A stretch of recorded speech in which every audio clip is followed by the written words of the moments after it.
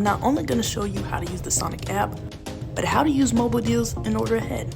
So first things first, download the Sonic app. When you download the Sonic app, it should take you to the home screen. And on the home screen, the app will give you a quick step-by-step tutorial on how to use the app. Step 1, order ahead.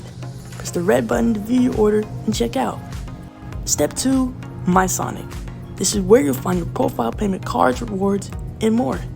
You can continue as a guest or create an account. But if you watch any of my videos, then you know I always recommend create an account. Now when you create an account to get reward points, you can do this by signing in with Apple, Facebook, or your email. Go ahead and enter in your email and password. Then enter in your first name, last name, and zip code. Now once you've done that, then go ahead and select that you've read and agreed to the terms of use.